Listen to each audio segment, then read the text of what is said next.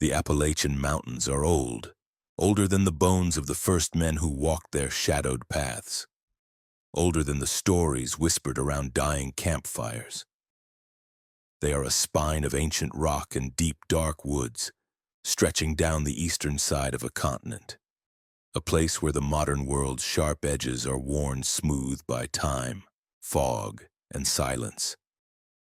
People talk about the beauty of these mountains, the rolling hills, the misty dawns. But those who have truly been in their depths, far from any road or trail, know that the beauty is just a mask. It is a skin stretched thin over something much older, much darker, and much, much hungrier. Tonight on Mr. Chill Chapters, we are leaving the marked trails behind. We are venturing into the deep woods, into the hollows where the sun never quite reaches the forest floor, and into the stories of those who went in and came out, changed. These are not legends or folklore. These are the true, disturbing accounts of hikers, researchers, and locals who stumbled upon the secrets the mountains keep, secrets that are guarded by more than just silence. You will hear of churches where the only prayer is a terrified quiet. You will learn of plants that don't just grow but consume. And you will meet the things that walk in the fog, things that wear the faces of men but have the eyes of something ancient and predatory. So build up your fire, lock your doors, and listen closely. The woods are calling, and these are the stories they have to tell. Story 1. The Church of the Silent Choir. My name is Dr. Elias Vance. I am a historian specializing in the lost communities of Appalachia. My life's work is to sift through the dust of forgotten towns, to piece together the lives of people who were swallowed by the relentless march of time and the encroaching wilderness. I am a man who finds comfort in old records, in faded photographs, in the silent testimony of abandoned buildings.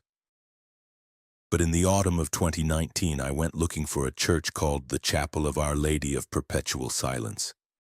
And I found a silence that was not peaceful. It was a silence that was caged, and it was starving. The legend of the chapel was a footnote in a dusty county record from the 1880s. It spoke of a small, isolated community deep in the mountains of western North Carolina, a splinter group from a larger religious sect. They called themselves the Silentiaries. Their founder, a charismatic but severe preacher named Father Silas, had taught that the human voice was the devil's instrument, the source of all sin, pride, lies, blasphemy. He preached that true communion with God could only be achieved through absolute, unbroken silence. The community had built a small chapel and a few surrounding homesteads, and then they had simply fallen silent.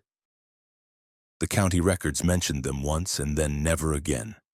They had vanished from history. For a historian like me, this was an irresistible mystery. What had happened to them? Did they simply die out? Did they move on? Or did they achieve their silent communion in a more permanent way? After months of research, cross-referencing old maps with satellite imagery, I found what I believed was the location of their settlement. A small, unnaturally flat clearing in a deep, inaccessible hollow, a place the locals called Hushwater Holler. The hike-in was brutal. There were no trails. I spent 2 days bushwhacking through dense rhododendron thickets and steep, treacherous terrain. The silence in the hollow was profound, heavier than any I had ever experienced. The air was still. No birds sang. No insects chirped. It was a dead, waiting silence. And then I saw it, the chapel. It was still standing, a small, simple stone structure, its steeple a dark finger pointing at the gray sky. It was remarkably well preserved, protected by the deep hollow from the worst of the weather. The door was made of thick, dark wood, and it was barred from the outside with a massive hand-forged iron lock. This was the first thing that felt wrong. Why would a church be locked from the outside? I had come prepared. I had bolt cutters. With a loud, jarring snap that felt like a scream in the oppressive silence, I cut the ancient lock. The iron bar fell to the ground with a clang that echoed through the hollow. I pushed the heavy door open. It swung inward on groaning hinges, revealing the darkness within. A wave of cold, musty air washed over me, carrying a strange, metallic, coppery scent, like old blood. I stepped inside, my flashlight beam cutting through the gloom. The interior was stark and simple. Rows of rough-hewn wooden pews faced a simple stone altar. There were no decorations, no stained glass, no religious iconography, just stone and wood. And there were bodies. They were sitting in the pews in neat rows as if still attending a service. There were about 30 of them, men, women, and children. They were not skeletons. They were mummified, perfectly preserved by the cold, dry air of the sealed chapel. They were all dressed in simple, homespun, gray robes, and they were all looking at the altar. Their heads were tilted back and their mouths were wide open, frozen in a silent, eternal scream. Their faces were masks of pure, unadulterated terror.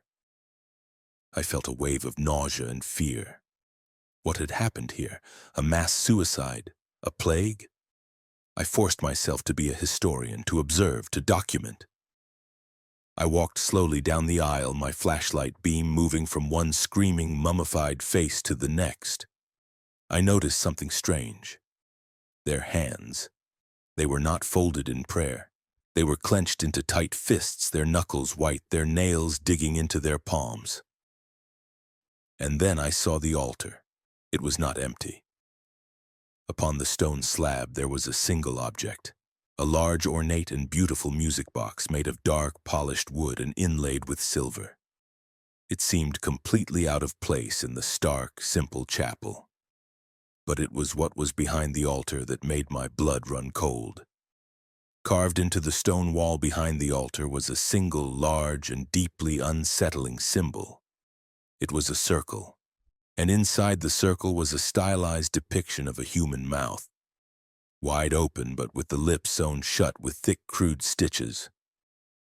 And beneath the symbol, a single phrase was carved in Latin, Silentium servat. Silence protects. My mind was racing. This wasn't a vow of silence. It was a quarantine. They weren't keeping their own voices in. They were trying to keep another voice out. My gaze fell back to the music box on the altar. It was the key. It had to be. With a trembling hand, I reached out and touched it. The wood was cold, but it seemed to hum with a faint, latent energy. There was a small silver crank on the side. Against every instinct in my body, I turned it. For a moment, nothing happened. The silence in the chapel deepened, becoming a crushing weight, and then a sound, a single, clear and impossibly beautiful musical note tinkling from the music box. It was the most beautiful sound I had ever heard. It was a sound of pure, crystalline joy, a sound that seemed to fill the empty spaces in my soul. It was a sound of peace, of love, of absolute perfect harmony. And it was a lie. As the melody began to unfold, a simple, beautiful, and enchanting tune, I felt a change in the room. A pressure. The air grew thick, heavy. The coppery smell of old blood intensified.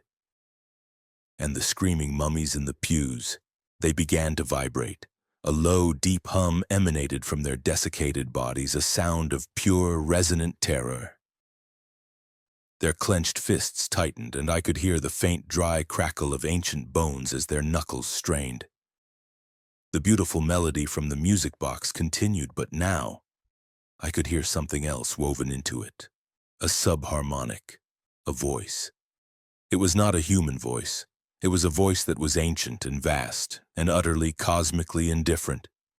It was a voice that spoke in a language of pure mathematics, of impossible geometries, of the cold, silent spaces between the stars. And it was singing along to the music box. The voice was not coming from the music box, it was coming from me. I clapped my hands over my mouth, but it made no difference. The voice was not using my vocal cords. It was using the resonant cavities of my skull, the bones of my chest, my very cellular structure as its instrument. It was playing me like a flute. I understood then the horror of the silentiaries. Father Silas hadn't been wrong. The human body was an instrument. It was a vessel, a perfect resonant chamber for this thing, this entity that existed as pure sound. The music box was not a music box, it was a tuning fork. It was a key designed to tune a human vessel to the correct frequency, to open the door and let the voice in. The silentiaries had discovered it. They had opened the box, and the voice had found them. It had sung through them, and the sound of its song when channeled through a human host was a sound of such cosmic horror that it had driven them mad, freezing them in their final, silent screams. Their vow of silence had been a desperate last-ditch attempt to stop it. By not speaking, by not using their own voices, they had tried to make their instruments unplayable. But it hadn't been enough, and their final desperate act had been to lock the chapel from the outside, to turn their place of worship into a tomb, to cage the music box and to cage themselves, the silent, screaming choir, to ensure that no one would ever make the same mistake again. Silentium servat. Silence protects. It wasn't a theological statement, it was a quarantine protocol. The voice in my head, the voice that was using my body, was growing stronger, louder. The beautiful melody of the music box was now just a thin, tinny counterpoint to the vast, terrifying, and majestic symphony of alien thought that was pouring through me. I could feel my own consciousness, my own identity, my sense of self being shredded, dissolved, washed away by the sheer, overwhelming volume of the entity's song. I was losing myself. I was becoming nothing more than a speaker, a biological amplifier for a song that was never meant for human ears. I looked at the screaming faces of the mummies and I saw my own future. With the last vestiges of my own will, I did the only thing I could think of. I screamed. I screamed with my own voice, a raw, desperate animal sound of pure terror. I screamed to create a competing frequency, to disrupt the harmony, to throw the instrument out of tune. My scream was a pathetic, fleshy, insignificant sound compared to the cosmic symphony that was playing through me. But it was mine, and it was just enough. The connection wavered. The beautiful, terrible voice faltered for a fraction of a second. In that moment of dissonance, I acted. I lunged forward and I swept the music box off the altar. It fell to the stone floor and shattered into 1,000 pieces of dark wood and twisted silver. The silence that followed was absolute. It was not the dead, waiting silence of the hollow. It was a true, perfect, and blessed absence of sound. The voice was gone. The melody was broken. The mummies in the pews stopped vibrating. They were just dead bodies again. I stumbled out of the chapel, gasping, my body shaking uncontrollably. I did not look back. I ran. I ran from that silent, screaming church, from that hollow where the birds never sang. I made it back to civilization, a changed man. I never published my findings. I never spoke of what I found in the chapel of Our Lady of Perpetual Silence. I sealed my notes, my maps, my photographs, in the bolt cutters that had broken the quarantine. I am a historian who is now terrified of history. I am a man who seeks out noise, who cannot stand the quiet. I live in the city, surrounded by the constant, chaotic, beautiful noise of humanity. But sometimes, late at night, when the city falls quiet, I can still feel it. A faint, residual resonance in the bones of my skull. A memory of a melody. And I know that the voice is still out there. It is not gone. It is just waiting. Waiting for another curious fool to find another one of its tuning forks, another one of its pretty silver music boxes, waiting for a new instrument to play. And I pray that I screamed loudly enough to break the instrument that was me, and that I am no longer in tune with its terrible silent song. Story 2. The Kudzu Man. My name is Liam. I'm a photographer, a storm chaser of a different sort. I don't chase tornadoes, I chase decay. My passion is urban exploration, or urbex as we call it. I seek out abandoned places, factories, hospitals, asylums, homes, and I document their slow, beautiful death. I capture the poetry in peeling paint, the history in a dust-covered child's toy, the silent stories told by a house that is slowly being consumed by time. In the autumn of 2020, this passion led me to the green, suffocating heart of the Appalachian foothills in Georgia, and to a house that was being consumed by something far more aggressive than time. It was being eaten by the kudzu. For those who don't know, kudzu is a vine, an invasive species brought over from Japan. In the warm, humid climate of the American South, it is a monster. It grows at an astonishing rate, up to a foot a day, covering everything in its path: trees, telephone poles, abandoned cars, entire buildings. It drapes the landscape in a thick green blanket, smoothing over the sharp edges of civilization, creating strange organic sculptures. They call it the vine that ate the South. I was there to photograph it. My research had led me to a specific location, a small abandoned farming community called Green Valley, which, according to old maps, had been completely overrun by kudzu in the 1970s. It was said to be a modern-day Pompeii, but one buried in vegetable matter instead of ash. I envisioned incredible shots. A church steeple poking through a sea of green, the outline of a farmhouse barely visible beneath a thick, leafy shroud.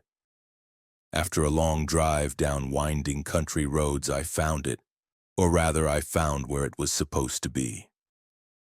The valley was a surreal, alien landscape. Everything, as far as the eye could see, was covered in a single undulating ocean of green. The kudzu had consumed it all. The shapes of trees were now just soft, green mounds. The line of the old road was a gentle depression in the leafy carpet. It was beautiful and deeply unsettling. I parked my car and ventured in on foot, my camera ready. The air was thick, humid, and smelled of chlorophyll and damp earth. The silence was profound, muffled by the millions of broad green leaves. It felt like I was walking on the ocean floor. After about an hour of hiking through the green maze, I found what I was looking for: the ghost of a house. It was a 2-story farmhouse, its shape still discernible beneath the thick, suffocating blanket of kudzu. The vines had covered every inch of it, pouring through broken windows, wrapping around the porch columns and pulling the chimney down at a precarious angle. It was the perfect shot. I spent the next hour photographing the exterior, captivated by the struggle between the man-made structure and the relentless vegetative tide. As the sun began to get low in the sky, I decided to try to get inside. I wanted to capture the interior shots to see how the kudzu had invaded the home. I found a window where the glass was long gone and the vines had created a thick curtain-like barrier. With my machete, I hacked my way through. The vines were thick, woody, and surprisingly tough. It was like cutting through muscle and bone. When I finally broke through, I tumbled into the house's former living room. The interior was a scene of arrested decay. The air was cool and dark. Filtered through the green canopy of leaves outside, a thick layer of dust covered everything, but the furniture was still in place. A sofa, a rocking chair, a dining table. It was as if the family had just walked out one day and never returned. But the kudzu was here too. Thick, questing vines snaked across the floor, up the walls, and around the legs of the furniture. They were like green, living tentacles, exploring, tasting, and slowly digesting the house from the inside out. I began to take pictures, my flash illuminating the strange, beautiful, and creepy scene. As I worked my way through the house, I found the family's belongings, a sad collection of abandoned memories. A child's drawing on the wall, half covered by a vine. A pair of reading glasses on a dusty Bible. In the kitchen, plates were still in the drying rack. It was in the master bedroom upstairs that I found the journal. It was a small leather-bound diary lying on a bedside table. It belonged to a woman named Mary Ann, the mother of the family. The last entry was dated June 12, 1974. I sat on the edge of the dusty bed, the green filtered light from the kudzu-covered window falling on the pages, and I began to read. The early entries were normal, the simple diary of a farm wife. She wrote about the weather, the crops, her husband John, and her two young children, Lily and Sam. But as the entries moved into the spring of 1974, the tone began to change. The kudzu, which had always been a nuisance at the edge of their property, began to grow with an unnatural speed and aggression. April 15, 1974. The kudzu is growing faster than I've ever seen. John spent all weekend cutting it back from the fence line, and by Tuesday it was back, thicker than before. It's like a green tide. It feels hungry this year. May 3, 1974. A strange thing happened today. Lily was playing near the edge of the woods, and she said the vines tried to grab her. She said they moved, they reached for her. John told her it was just the wind, but she was terrified. She has scratches on her arm. May 21st, 1974. I can hear it at night. A sound, a soft rustling, whispering sound from the kudzu. It's not the wind. It's a different sound. It sounds like breathing, a slow, deep, green breath. John thinks I'm losing my mind. As I read, a chill crept up my spine. I looked at the thick vines snaking through the bedroom, and I could almost hear that same soft, rustling sound. I told myself it was just my imagination fueled by the woman's terrified words. June 1st, 1974. It's in the house. I found a vine in the kitchen this morning coming up through a crack in the floorboards. It wasn't there last night. It grew 6 feet in a single night. John cut it, but when he did, it bled. Not sap. A thick reddish-brown fluid like old blood. It smelled sweet. I looked down at the vine near my feet. I took out my machete, and with a trembling hand I nicked it. A single drop of thick reddish-brown liquid welled up from the cut. It smelled sweet, like rotting flowers. I felt a surge of panic. I should leave. I should get out of this house, but I had to finish the journal. I had to know what happened. June 8th, 1974. Sam is sick. He has a strange rash on his skin, a lacy green pattern like the veins of a leaf. The doctor in town doesn't know what it is. Sam says he can hear the whispers, too. He says the vines are singing to him. He won't stay inside. He keeps trying to go out into the kudzu. June 10th, 1974. John is gone. He went out last night to cut back the vines from the porch. He never came back. I found his axe this morning lying at the edge of the kudzu wall. The axe was covered in the red sap. There was no sign of John. It's just gone. The vines, they took him. The final entry was scrawled in a frantic, barely legible hand. June 12, 1974. Lily is gone now, too. I only turned my back for a minute. The whispers took her. I can hear her voice now, mixed in with the others, calling to me from the green. Calling me to come and play. Sam is not Sam anymore. The green rash has covered his whole body. He doesn't speak. He just sits by the window staring out at the kudzu with a strange, serene smile on his face. His eyes are green, not the color green. They are the texture of leaves. The whispers are in the house now. They are calling my name. They say it's time to come home, time to be a part of the green. I am so tired. I think I will go and lie down in the garden for a while. It looks so soft, so peaceful. The journal ended there. I closed the book, my hands shaking. This wasn't a story of a family abandoning their farm. This was the story of a family being consumed, digested. I stood up, my camera forgotten. I had to get out, now. I turned to leave the bedroom and I saw him, a small boy standing in the doorway. He was pale and his body was covered in a faint, lacy network of green lines. He was wearing old-fashioned overalls, and he was smiling a strange, serene smile. His eyes were a flat, opaque leaf green. It was Sam. He didn't speak. He just stood there, smiling, and he pointed to the corner of the room. I followed his gaze. In the corner, the kudzu was thickest.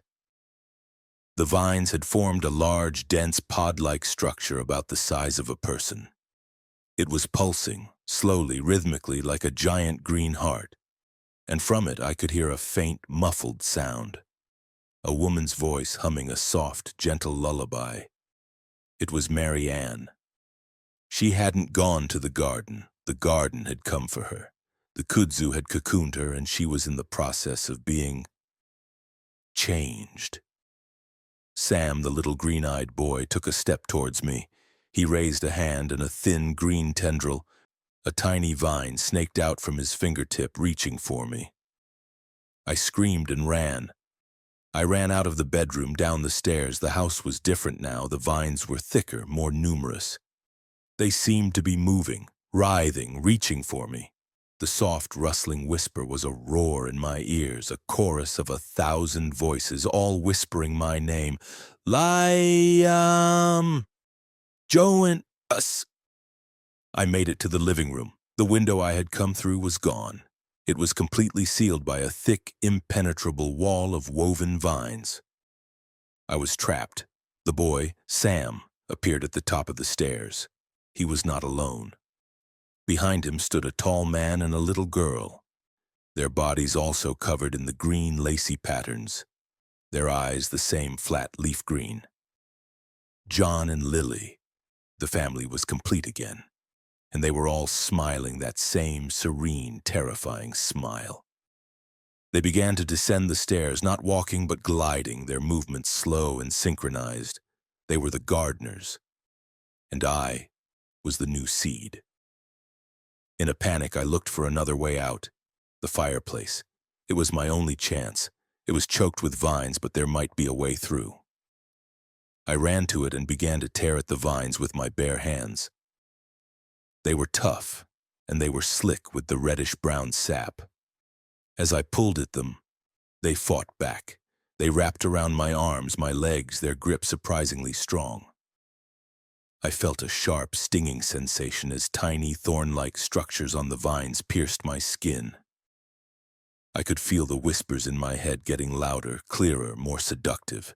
They were promising me peace, an end to struggle, a connection to a vast, green, collective consciousness, the Great Green. They were promising me a place in the garden. I was losing. My strength was failing. The vines were pulling me down. The smiling, green-eyed family was getting closer. Then my hand, scrabbling in the fireplace, hit something hard and metallic. It was an old, cast-iron fire poker. With my last ounce of strength, I grabbed it. It was heavy and solid and real. It was a piece of the old, dead, human world. I swung it like a club, smashing it into the vines. They tore and the red sap splattered. I swung it again and again, a madman fighting a jungle. I broke through. I scrambled up the chimney, a dark, narrow, suffocating passage, the vines tearing at my clothes and skin. I emerged onto the roof, gasping for air, into the dying orange light of the sunset. The roof was a treacherous, sloping landscape of thick, tangled vines. I could see my car, a tiny metallic speck in the distance. Across the sea of green. I didn't hesitate. I ran along the peak of the roof and I leaped. I leaped out into the green, praying that the kudzu would be thick enough to break my fall. I crashed through the leafy canopy, the vines whipping at my face, and landed in a soft, deep, and terrifyingly embracing cushion of leaves and vines. For a moment I was tangled, caught. I could feel the vines beginning to wrap around me, to pull me down. to welcome me into the green. I fought, I kicked, I clawed, I used the fire poker to tear my way free. I crawled and swam and fought my way through the green ocean, the whispers screaming in my mind. The memory of the smiling, green-eyed family burned into my brain. I don't know how long it took, an hour, an eternity, but I made it. I stumbled out of the kudzu and onto the solid, real, blessed asphalt of the old road. I ran to my car and I drove. I drove until the green hell was just a memory in my rearview mirror. I went to the police. I told them a wild, incoherent story about a house, a family, and a vine that was alive. They sent a search party. They found the valley. They found the place where the house should have been. But there was no house. There was just a massive house-shaped mound of kudzu, thicker and denser than anywhere else. They tried to cut their way in, but they said the vines were as hard as iron and their tools couldn't penetrate it. They found no trace of the family. They found no trace of me ever having been there. They dismissed my story as a hallucination, a bad reaction to a poisonous plant, perhaps. I am a photographer, but I don't photograph decay anymore. I photograph cities, crowds, places filled with life and noise. I cannot stand the silence. I cannot stand the color green, and I have a new scar. On my arm where the vines first stung me, it's a small, faint, lacy pattern, the color of new leaves. And sometimes late at night when I am alone, I can feel it, a faint, slow, rhythmic pulsing just beneath my skin. And I can hear a whisper, a single seductive green whisper in the back of my mind. It's calling me. It's calling me to come home. It's telling me that a part of me is still there in that house, in that valley. A seed has been planted, and the garden is waiting for it to grow. Story 3, The Echoing Mine. My name is Caleb. I'm an audio engineer, but my real passion, my obsession, is sound hunting. I don't record birdsong or whale calls. I hunt for sonic anomalies, for sounds that shouldn't exist. I travel to the quietest, most isolated places on Earth with my parabolic microphones and ultra-sensitive recording gear, searching for infrasound, for electromagnetic fields that have a voice, for the sounds that hide in the static between worlds. In the spring of 2022, this obsession led me and my best friend Ben to the hollows of West Virginia and to an abandoned coal mine known locally as the Devil's Throat. The legend said the mine didn't just echo your voice back at you. It echoed your future. We went looking for a strange sound. We found a place that doesn't just repeat the past, but rehearses the future. Ben was the historian of our duo. While I was obsessed with the how of sound, he was fascinated by the why. He'd found the story of the Devil's Throat in an old miner's journal from the 1930s. The mine had been shut down not because the coal ran out, but because of a series of auditory disturbances that drove the miners mad. The journal described men hearing their own screams for help days before a cave-in, or hearing the weeping of their wives a week before receiving news of a death back home. The mine, the journal claimed, was a place where time had come loose, and sound could travel both forwards and backwards.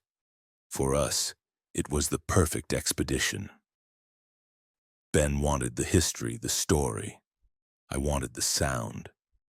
The hike to the mine was an ordeal in itself. It was located in a deep, forgotten valley, the entrance a dark, jagged mouth in the side of a mountain half swallowed by overgrown forest. The air around it was cold and still and carried a faint metallic tang, the smell of coal dust and deep, damp earth. The entrance was boarded up, but the wood was rotten. We broke through easily and stepped from the bright, living world into a place of absolute darkness and silence. I switched on my headlamp.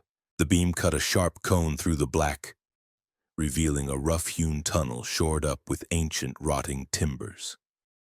The air was thick, cold, and so still it felt like a solid thing. "Let's get a baseline," I whispered, my voice sounding unnaturally loud.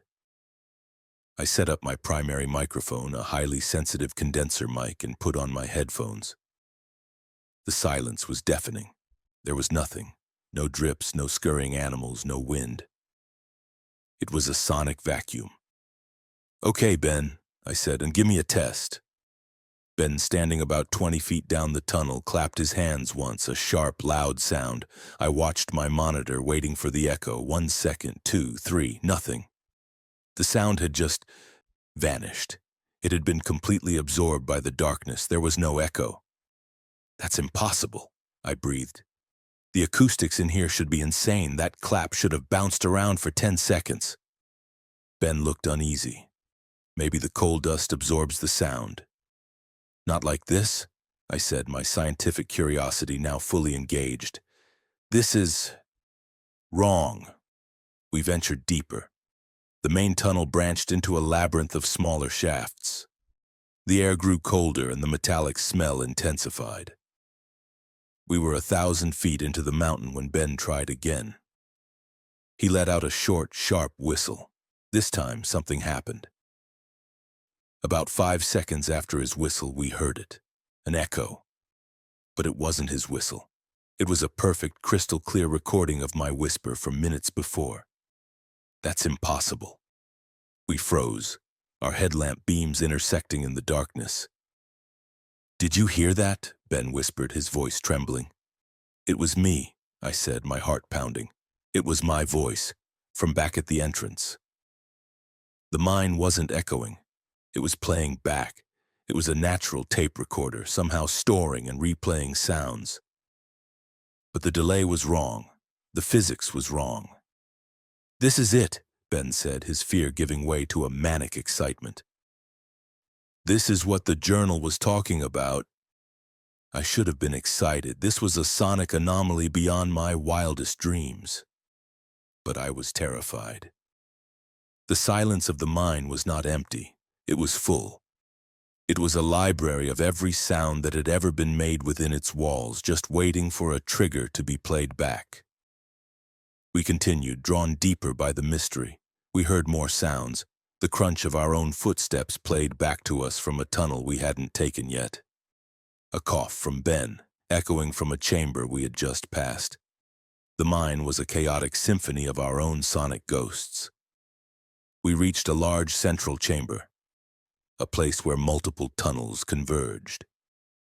In the center of the chamber, the miners had left behind a pile of rusted tools and an old, hand-cranked winch. "Let's try something bigger," I said, my fear now replaced by a reckless scientific obsession. I needed to understand the rules of this place. I took a heavy iron mallet from the pile of tools and struck a hanging metal plate that was once part of the winch system. The sound was a loud, resonant gong. It rang through the chamber, a deep, powerful note. We waited. The silence returned. 1 minute, 2 minutes, and then the playback began. It started with the gong, a perfect replica. But then other sounds joined it, the frantic chipping of pickaxes, the rumble of a distant explosion, the terrified shouts of men in a language I didn't recognize, maybe Welsh or Irish, the languages of the first miners who dug this hole. And then a sound that made my blood run cold. A wet, tearing, crunching sound, the sound of a rock fall, the sound of a cave-in. And then the screams. We were listening to the mine's memory. We were listening to the ghosts of the men who had died here 100 years ago. Their final terrified moments recorded and preserved forever in the rock and the silence. Ben was pale, his eyes wide with a mixture of horror and academic fascination. "It's a residual haunting," he breathed, "but sonic, not visual. It's beautiful." I didn't think it was beautiful, it was horrifying. We were standing in a mausoleum of sound. The cacophony of the past faded and the silence returned. I was ready to leave. I had my recording, I had my proof, I had my story. "Wait," Ben said, his eyes gleaming in the light of his headlamp. "The journal." It said the mine could echo the future. Ben, no, I said. Let's go. We have what we came for. Just one more test, Caleb, he pleaded. We have to know. Before I could stop him, he stepped to the center of the chamber. He took a deep breath, and he screamed. A long, loud, piercing scream. The scream cut through the silence, and then it was gone. Absorbed. We waited. The silence was absolute. My ears were ringing. 1 minute, 2, 5, nothing. See? I said, my voice tight with relief. It doesn't work. Let's go. Ben looked disappointed, but he nodded. We turned to leave the chamber back the way we came. And that's when we heard it. It started faintly from a dark tunnel to our left, a sound we hadn't made, the sound of scrabbling, of claws on rock, and a low, guttural, hungry growl. We froze, our headlamp snapping towards the sound. The growling grew louder, closer. It was something big, and it was moving fast. What is that? Ben whispered. I don't know, I said, my hand reaching for the only weapon I had, the heavy iron mallet. But it's not a memory. The sound was almost upon us. We could hear its heavy, rasping breaths. We could smell its hot, foul stench, the smell of a predator. And then from the tunnel behind us, the one we had come from, a new sound erupted. A scream, a long, loud, piercing scream. Ben's scream, the one he had just made. The mine was playing it back. But it wasn't just a playback. It was an answer. It was a call and response. The growling from the tunnel in front of us stopped. It was replaced by a series of excited, hungry clicks. And from the tunnel behind us, after the echo of Ben's scream, came a new sound. An answering growl. There wasn't just one of them, there were two. And we were between them. Ben's scream had acted like a dinner bell, a beacon calling them to us. We have to run, I said, grabbing Ben's arm. Now! We plunged into one of the side tunnels, one we hadn't explored, choosing it at random. We ran blindly, our headlamp beams bouncing wildly off the dark, damp walls. Behind us, we could hear them. The sound of their claws on the rock, the sound of their heavy bodies scraping against the narrow tunnel walls. They were hunting us. We ran for what felt like an eternity, our lungs burning, our legs aching. The mine was a maze, a labyrinth of black intersecting tunnels. We were hopelessly lost.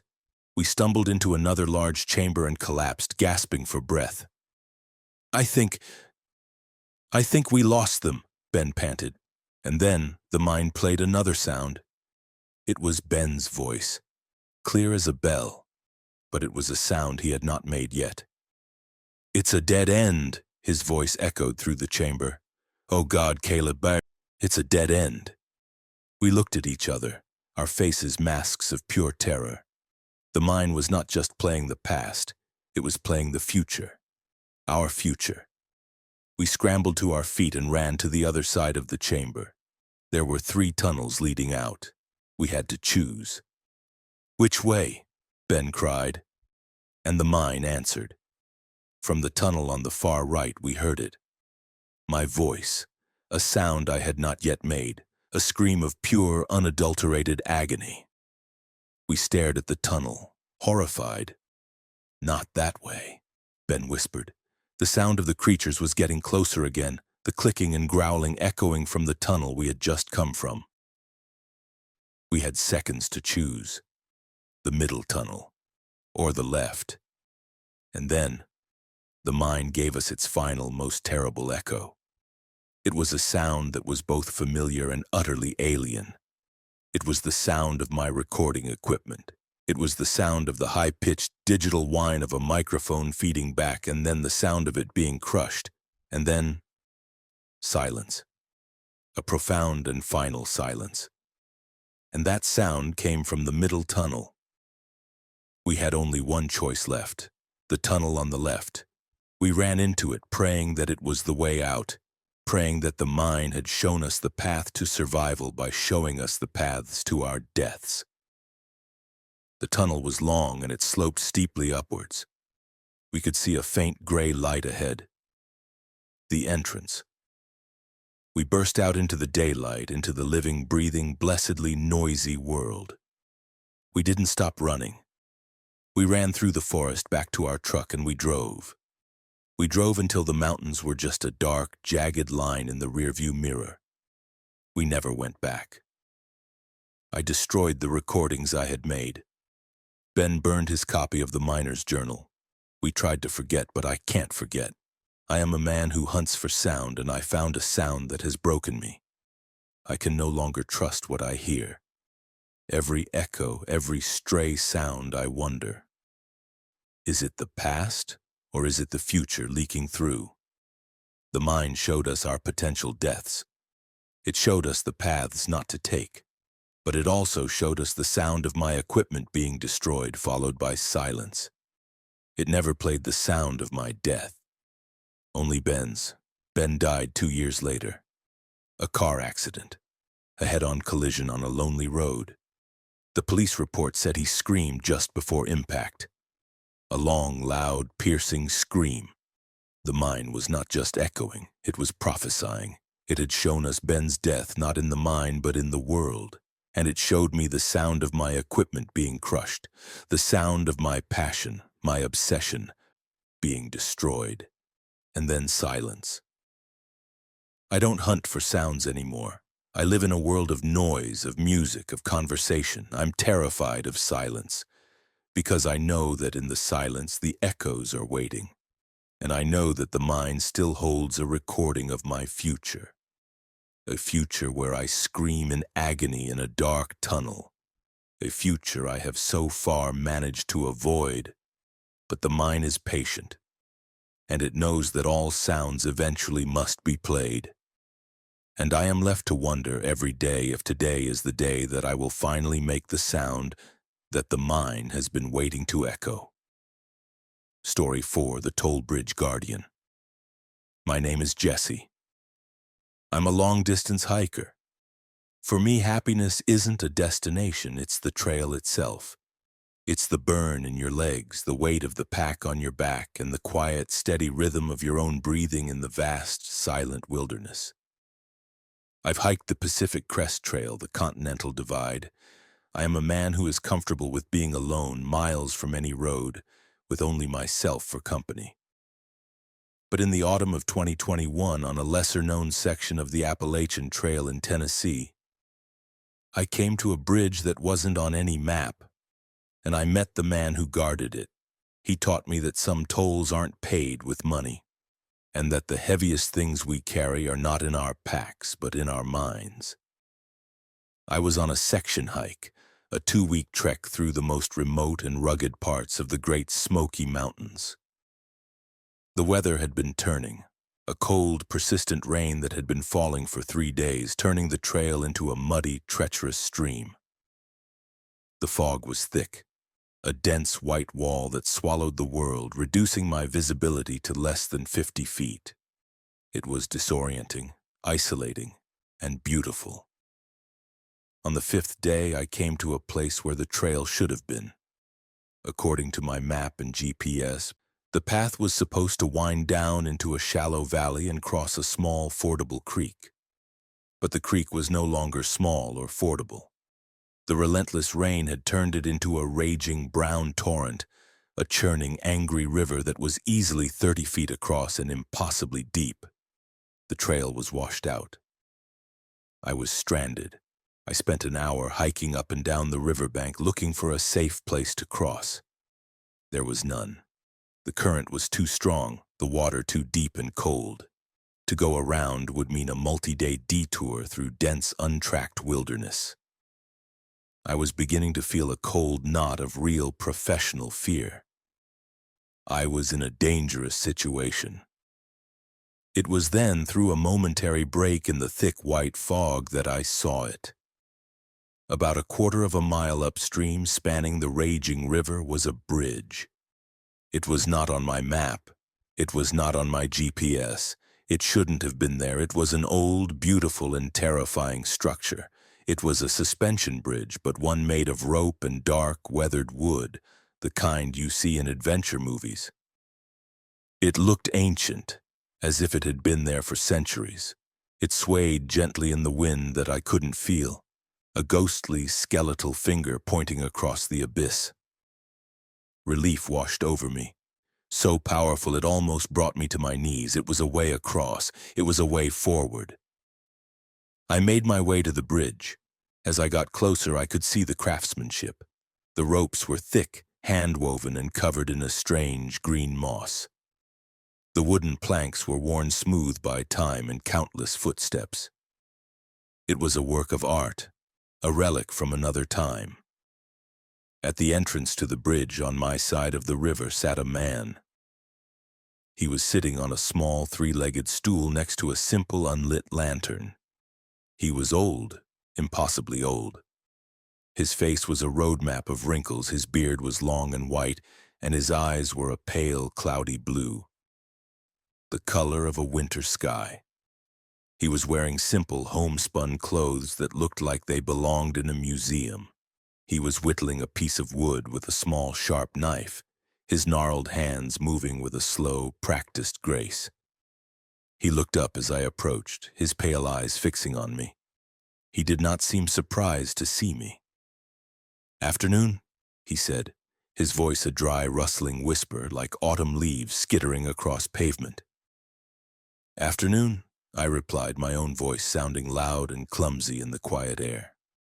"I didn't expect to see anyone out here. Or this bridge. It's not on my map." The old man chuckled, a dry, rattling sound. "The map ain't the territory, son. This bridge has been here longer than any of your maps. It's the only way across when the water's high."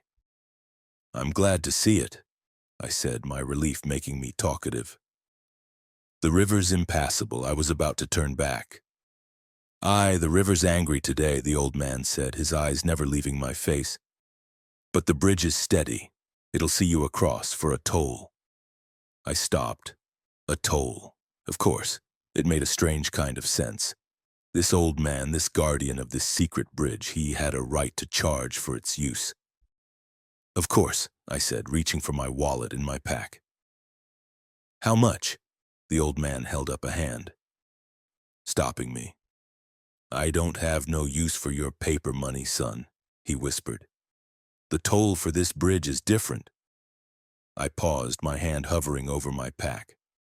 "What kind of toll?" "A memory," the old man said, his pale eyes seeming to look right through me into the deepest parts of my mind. "A small one, a happy one. That's the price of passage." I stared at him, confused. A memory? Was he crazy? A lonely old man driven mad by the isolation? I don't understand," I said. "It's simple," he rustled. "You want to cross the bridge, you give me a memory. Think of a happy time, a good day, your first kiss, a graduation, the day you got your first dog. Anything. Just hold it in your mind, clear as you can. I'll take it. And you can cross. It's a small price to pay to get out of the rain, ain't it?" This was insane. But I was cold and wet and tired, and the bridge was right there. What was the harm? It was just a game, a lonely old man's strange fantasy. I would play along. "Okay," I said, trying to sound agreeable. "A memory." I closed my eyes. I decided to give him a small one, an insignificant one. I thought of a day from my childhood, a summer afternoon when I was about 10 years old. I had built a small, clumsy model airplane, and I took it to a park with my father. We flew it together. I remembered the feel of the sun on my face, the smell of the cut grass, the pride I felt as the little plane soared into the blue sky. I remembered my father's arm around my shoulder, his laughter. It was a good memory, a simple, happy memory. I held it in my mind, focusing on the details, just as the old man had said. I felt a strange sensation, a cold, gentle pressure in the center of my forehead. It was not a physical touch, it was a mental one. It felt like a cold, dry finger was reaching into my mind, gently, carefully, and lifting something out. It was a feeling of being lightened. The pressure was gone as quickly as it came. I opened my eyes. The old man was smiling a soft, gentle smile. His pale, cloudy eyes seemed a little clearer, a little brighter. He looked younger, just a little. "Thank you, son," he whispered. "That was a fine one. A good warm day." He gestured with his whittling knife towards the bridge. "The way is open for you." I was shaken. What had just happened? I tried to think of the memory of the model airplane, and I couldn't. I knew that I had had a father. I knew that we had spent time together, but the specific memory, the image of the park, the feel of the sun, the sound of his laughter, it was gone. There was just a blank space, a smooth, empty spot where the memory used to be. It was like a photograph that had been carefully, expertly cut out of an album. I had been robbed. But I had been robbed of something that had no weight, no substance. I felt a profound sense of loss and a profound sense of relief. I was lighter. I looked at the old man. He was already back to his whittling, his head bowed. I didn't say anything. I shouldered my pack and I stepped onto the bridge. The wooden planks were solid under my feet. The rope handrails were steady. I walked across, not looking down at the raging river below, my mind a turmoil of confusion and fear. When I reached the other side, I looked back. The old man was still there, a small, hunched figure on his three-legged stool. But the fog was rolling in again, thick and white, and in a matter of seconds, he and the bridge were completely swallowed by it. When the fog cleared a moment later, there was nothing there. Just the river and the trees and the rain. The bridge was gone. I stood there for a long time, the rain soaking me to the bone. Had I imagined it? Had I hallucinated the whole thing? But I was on the other side of the river, and the memory of the model airplane was gone. I continued my hike, but the joy was gone. The solitude was no longer peaceful. It was just empty. Every time I tried to access a happy memory to comfort myself on the long, lonely trail, I found myself hesitating. Which one could I afford to lose? The rest of the hike was a blur. I made it back to civilization, but I was a different person. I was a man with holes in his history. I became obsessed. I spent months researching, digging through old folklore archives, looking for any mention of a phantom bridge, of a memory-eating guardian. I found nothing. And then I found a story. Not about a bridge, but about a man.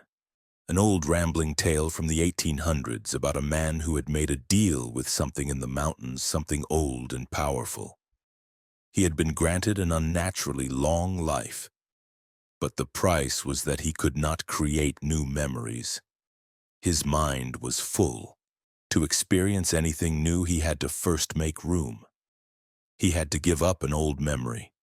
The story said he had become a wanderer, a lonely figure who traded trinkets and stories with travelers, not for the trinkets, but for the new experiences. The new memories they brought, which he would consume to make space in his own mind. The story called him the memory thief. And then, the final chilling piece of the puzzle fell into place. I was looking through an old digitized archive of photographs from the Great Smoky Mountains National Park from the 1930s.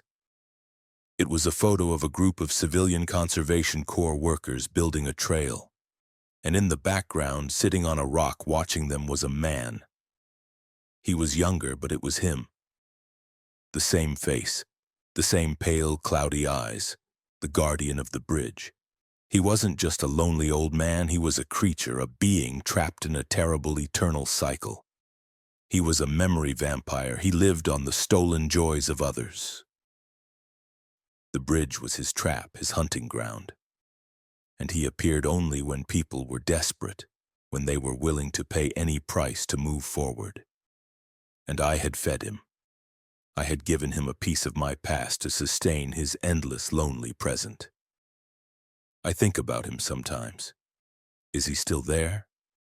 Sitting on his stool in the fog by his phantom bridge, waiting for the next lost traveler? Is he living on my memory of a summer afternoon? Does he feel the sun on his ancient wrinkled face? Does he hear my father's laughter? And I am left with a terrifying thought. The memory I gave him was a small one, but what if I had been more desperate? What if the river had been wider, the storm worse? What would I have been willing to give? The memory of my wedding day? The birth of my child? The face of my mother? How many pieces of yourself would you trade to get to the other side? I am a hiker, but I no longer seek out the most remote trails. I stick to the well-trodden paths. I am a man who is afraid of bridges, and I am a man who is afraid of his own memories. Because I know that they are not just intangible thoughts. They are currency, they are food, and there are old, hungry things in the deep woods that have been feeding on them for a very, very long time. Story 5. The False Stag. My name is Frank. I'm a hunter, not one of these weekend warriors with a brand new rifle and camouflage gear still stiff from the store. I'm the real deal. I was born and raised in the shadow of the Blue Ridge Mountains. And I've been tracking game in these woods since I was old enough to walk. I know the language of a broken twig, the meaning of a shift in the wind, the story told by a track in the mud. I am a predator, a part of the ancient cycle of life and death that governs these mountains. But in the late fall of 2018, I became the prey. I hunted a stag that was not a stag, and it led me into a part of the forest that was not the forest. It led me into its own personal hunting ground. The story of the ghost stag of Hemlock Peak was a local legend, a tale told by old men in smoky bars. They said there was a massive buck that roamed the highest, most inaccessible ridges. A creature with a rack of antlers so large and complex it looked like a dead white tree on its head. They said it was impossibly smart, that it could vanish into thin air, that it left no tracks. Most people dismissed it as a tall tale, the kind of story that grows with each retelling. But I had seen it, once. Years ago, through my binoculars, a fleeting glimpse of a magnificent pale stag on a distant ridge, its impossible antlers silhouetted against a blood-red sunset. It was the buck of a lifetime, the king of the forest, and I became obsessed with it. For 5 years I hunted it. Every autumn I would spend weeks alone in the high country, tracking it, learning its patterns. I found its rubbings on trees, scrapes on the ground, signs that no one else had ever found. I was getting closer. I could feel it. In November of 2018, I finally got my chance. A freak early snowstorm had blanketed the high peaks, and I knew it was my opportunity. The snow would make tracking easier. I packed my gear for a 3-day hunt and headed into the deepest, most remote part of the Pisgah National Forest. On the second day, I found its tracks. They were huge, larger than any deer track I had ever seen. And they were fresh. The hunt was on. I tracked it for hours up steep ridges and through dense laurel thickets. The stag was clever. It led me in circles through treacherous terrain trying to wear me down. But I was just as stubborn. The tracks led me into a part of the forest I had never been in before, a deep, narrow valley that was not on any of my maps.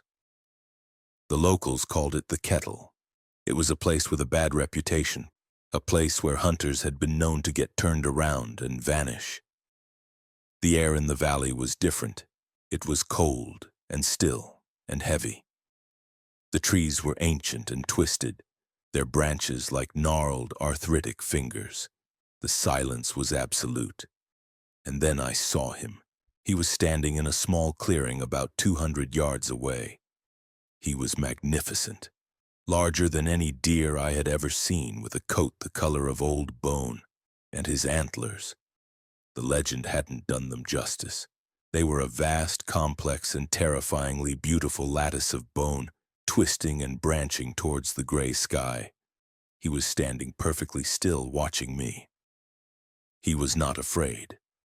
I raised my rifle, my heart pounding in my chest. This was it, the culmination of 5 years of obsession. I looked through my scope, centered the crosshairs on his shoulder, and I took a breath. And that's when I noticed the first thing that was wrong. His eyes. Deer have dark, gentle, liquid eyes. His eyes, even from 200 yards away, were visible, and they were not dark. They were a pale, intelligent, and chillingly human-like blue. I hesitated, my finger on the trigger. The second thing that was wrong was his stance. He was not standing like a deer. A deer stands with a kind of nervous grace, always ready to bolt. He was standing like a man, his weight planted firmly, his head held high with an air of arrogant, regal confidence. He was not the prey. He was the master of this domain. And the third thing, the thing that made my blood turn to ice, was the sound he made. He opened his mouth and he spoke. It was not a grunt or a snort. It was a single, perfectly articulated word, a word that echoed through the silent valley in a voice that was a low, cultured, and mocking baritone. "Finally," he said. I lowered my rifle, my mind reeling. I was hallucinating. The altitude, the cold, the obsession. It had finally broken my mind. The stag took a slow, deliberate step towards me, and as it moved, its form began to shift. It was like watching a heat haze, a distortion in the air around it. The pale fur seemed to recede, the powerful deer legs began to straighten and elongate. The magnificent antlers seemed to shrink and retract into its skull. The creature that stood before me now was not a deer. It was a man. He was tall and thin and impossibly elegant. He was wearing what looked like an old-fashioned tailored hunting suit, made of a material that shimmered like a deer's hide. His face was long and aristocratic and pale, with the same chillingly intelligent blue eyes. The only remnant of the stag was a faint branching tattoo-like pattern on his high forehead, the ghost of the antlers. He smiled, a thin, cruel, and predatory smile. "I must say, Frank," he said, his voice the same cultured baritone, "you are the most persistent one I've had in decades. Most of them give up after a year or two, but you have a true hunter's heart. I do admire that." He knew my name. What are you?" I stammered, my rifle feeling like a useless toy in my hands. "I am the master of this hunt," he said, taking another step closer. "You thought you were hunting my ghost stag? My dear man, the ghost stag is the lure.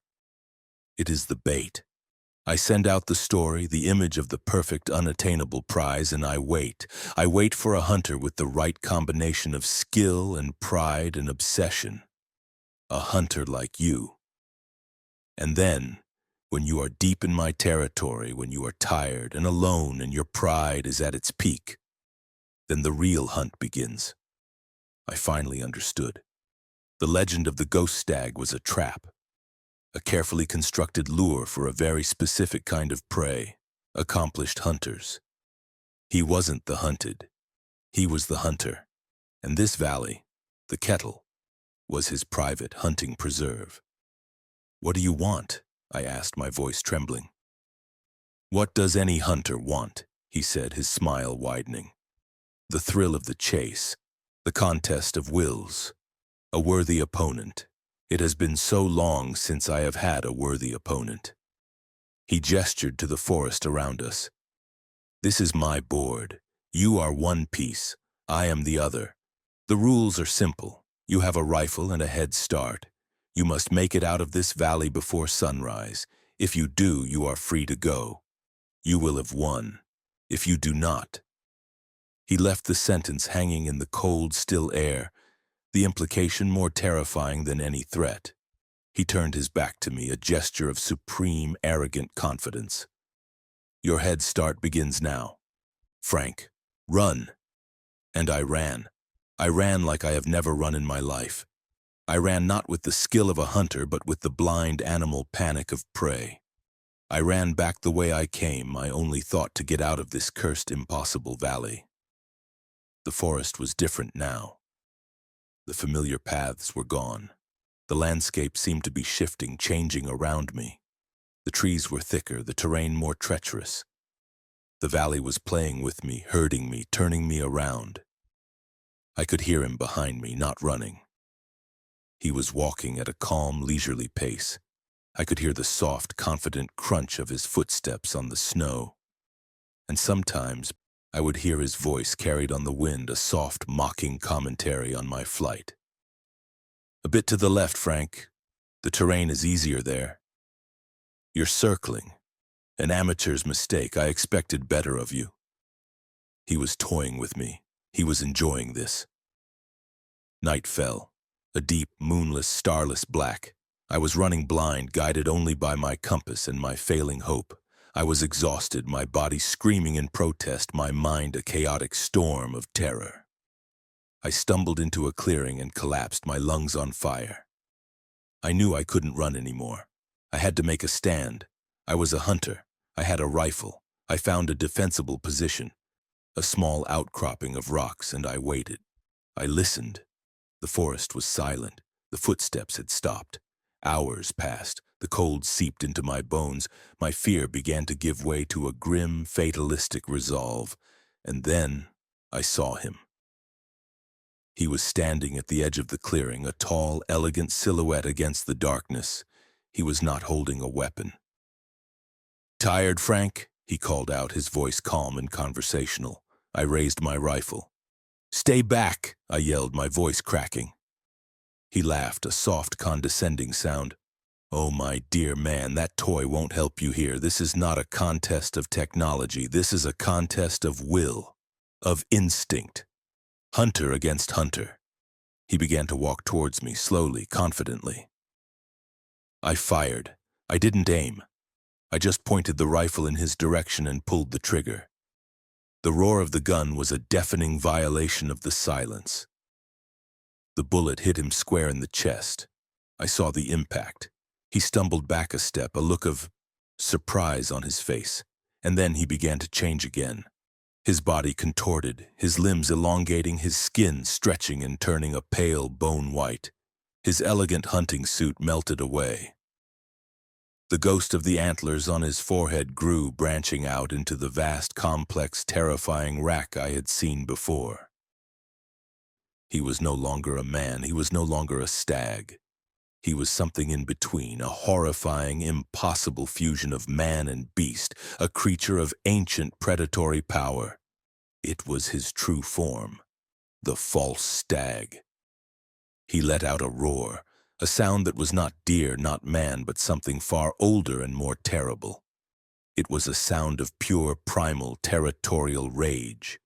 It was the sound of a god whose domain had been violated. He charged. He moved with an impossible, unnatural speed, his massive antlers lowered like a battering ram. I fired again and again and again, emptying my rifle. The bullets hit him, but they had no effect. He was a force of nature, an avalanche of bone and fury. He was upon me. I had a final, fleeting image of his pale blue human eyes, now burning with a cold, ancient fire.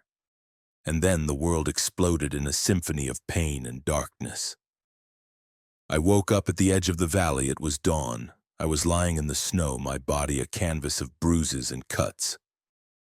My rifle was lying beside me, its stock shattered. I was alive. I stumbled back to my truck, my mind a blank, mercifully empty of the details of the final confrontation. I had lost, but he had let me live. Why? I drove back to civilization, a broken man. I sold my rifles. I have not set foot in the woods since. I am no longer a hunter. I am a man who is afraid of the forest. I am a man who understands that he is not at the top of the food chain. I think I know why he let me live. It was the ultimate act of dominance. To defeat a worthy opponent is one thing, but to defeat him and then to let him go, to let him live with the knowledge of his utter and complete inferiority, that is the true prize. He didn't want my life. He wanted my pride. He wanted my identity as a hunter. And he took it. He broke me. He turned me from a predator into prey. And now, I am his greatest trophy, a living testament to his power. So if you are a hunter, and you hear the legend of a magnificent, impossible stag in the deep woods, a prize beyond all others, turn away. It is a lie. It is a lure. You are not the hunter. You are the entertainment, and the master of the hunt is waiting for you in a valley that is not on any map, and he is very, very patient. Story 6. The Whispering Well. My name is Anna. My husband, Mark, and I were city people through and through. We lived in a world of concrete, steel, and the constant reassuring hum of traffic. But we dreamed of escape. We dreamed of a small farmhouse, a piece of land, the quiet life. In the spring of 2022, we found it. A beautiful, dilapidated old farmhouse on 50 acres of rolling hills in rural Virginia, right at the foot of the Blue Ridge Mountains. It was perfect. It was our dream. But our dream came with a well. And that well was not just a source of water. It was a source of poison, a poison that fed on secrets and turned love into a weapon. The house was a fixer-upper, and we poured all our love and energy into it. We stripped the floors, plastered the walls, and slowly the old house began to breathe again. The property was idyllic, a sprawling meadow, a stand of old-growth oak trees, and a small, clear stream. The only unsettling feature was the old well. It was in the backyard, about 100 feet from the house. It was a classic fieldstone well, about 4 feet high, with a heavy, weathered wooden lid. The real estate agent had told us it was capped and had been out of use for decades. The house had been on county water for years. Mark wanted to fill it in, for safety. But I found it charming, a piece of the property's history. I argued to keep it, maybe turn it into a planter. We compromised and left it as it was, a silent stone sentinel in our new backyard. The whispers started about a month after we moved in.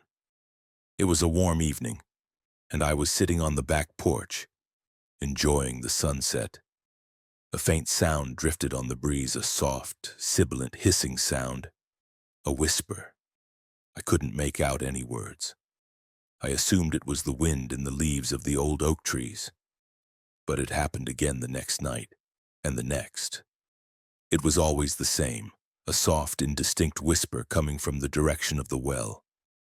I mentioned it to Mark. He listened, but he couldn't hear it. "It's just the wind, honey," he said, kissing my forehead. "Or maybe the house settling. This old place is full of strange noises." I tried to believe him, but the whispers became more frequent, and they began to change. They were no longer just a soft hissing sound. They were beginning to sound like a voice, a low, conspiratorial, and deeply intimate voice. One evening I was weeding the garden near the well. The whispering was clear, and this time I heard a word, my name. "Anna," it hissed, the sound seeming to come from the very air around the well. I froze, my blood turning to ice. I looked around. The yard was empty. Mark was in town. I was alone. "He doesn't love you, Anna," the voice whispered, as clear as if someone was standing right behind me. "Not the way you think he does." I dropped my trowel and ran back into the house, my heart pounding. I locked the door. I was shaking. I had to be imagining it. Stress. The isolation of country living. It had to be. But the well was not finished with me. The whispers began to follow me. I would hear them in the house when I was alone. A faint hissing voice coming from the pipes, from the drains. The house's water system, I realized with a jolt of horror, was connected to the same underground springs that fed the well. The well had found a way inside. It started to tell me things. Terrible, poisonous things. "He was late coming home last night, wasn't he, Anna?" It would whisper from the kitchen sink. "He said he was working late." He was lying. Did you see the way he looked at the waitress in town today? He wants her. He thinks you're weak, Anna. He thinks you're foolish for giving up your city life for him." The whispers were insidious. They were my own deepest, darkest insecurities given a voice. They were the little fears that every person has in a relationship, amplified and twisted into monstrous certainties. I tried to fight it. I knew it wasn't real, but the poison was seeping in. I started to watch Mark with suspicion. A late night at work, a friendly smile to a stranger, a moment of quiet distraction. Everything became evidence.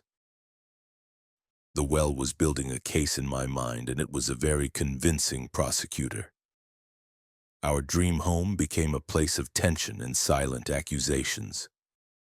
We started to argue, something we had never done before. Our conversations became clipped, cautious. The love and trust that had been the foundation of our relationship were being eroded, one poisonous whisper at a time. What I didn't know was that the well was talking to Mark, too. I found out one night during a terrible fight. I had accused him of something the well had whispered to me, something about a woman from his past. He denied it, his face a mask of hurt and confusion. "Why are you doing this, Anna?" he cried. "Why are you trying to destroy us?" "I'm not," I shouted back. I'm hearing things." His face went pale. "What things?" he asked, his voice dropping to a whisper. "The well," I sobbed. "It talks to me. It tells me things about you." Mark stared at me, his eyes wide with a dawning shared horror. "The well talks to you too?" he breathed. And then his story came tumbling out. He had been hearing the whispers for weeks, but the whispers he heard were different. "She regrets moving here, Mark," the well had told him. "She blames you. She thinks you've trapped her. She's still in love with her ex-boyfriend. She talks to him when you're not home. She thinks you're a failure, Mark. She's disappointed in the man you've become." We stood in our beautiful restored farmhouse, two strangers staring at each other across a chasm of lies that we had both started to believe. The well had not just been whispering to us. It had been whispering about us to each other. It had been playing us like puppets, turning our love into a weapon against ourselves. It was a parasite. A psychic parasite that fed on doubt, on suspicion, on the slow, agonizing death of love. It was a creature that lived in the dark, wet places, and it fed on broken hearts. We held each other then, weeping with relief and horror. The spell was broken. We knew the truth. The enemy was not each other. The enemy was in our backyard. "We have to destroy it," Mark said, his voice grim. The next morning we went to war. We gathered every tool we had, sledgehammers, pry bars, bags of concrete. As we approached the well, the whispering started, louder and more frantic than ever. It was no longer a single voice. It was a chorus of 1,000 hateful, desperate whispers, all speaking at once, a cacophony of psychic venom. "She's lying. Mark, she's manipulating you. He's going to leave you, Anna. He's just pretending. You can't trust him. You can't trust her." We ignored it. We put in earplugs, but it made no difference. The voices were not in our ears. They were in our heads. Mark took the sledgehammer, and with a roar of rage, he swung it at the stone wall of the well. The stone cracked. The whispers turned into a scream, a high-pitched, psychic shriek that made our teeth ache and our noses bleed. The air grew cold. The sky darkened. We kept working. We smashed the stone walls, breaking the ancient circle. We pried off the heavy wooden lid, and we looked inside. The well was deep and dark and filled with a black, stagnant water. But it was not just water. Floating in the darkness were things, pale, ghostly, and translucent shapes like jellyfish made of pure memory. They were the whispers. They were the lies. They were the stolen secrets and the broken hearts of every person who had ever lived on this land, every person who had ever drunk from this well. It was a well of sorrow.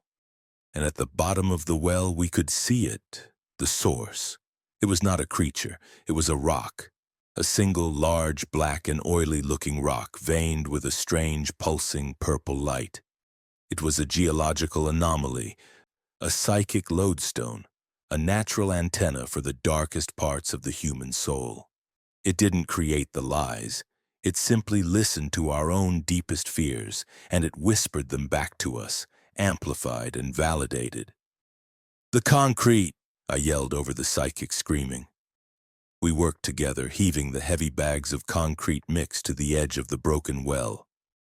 We tore them open and we poured the dry gray powder into the dark water. The well screamed. The black water churned and boiled as the concrete hit it. The pale, ghostly shapes writhed and dissolved.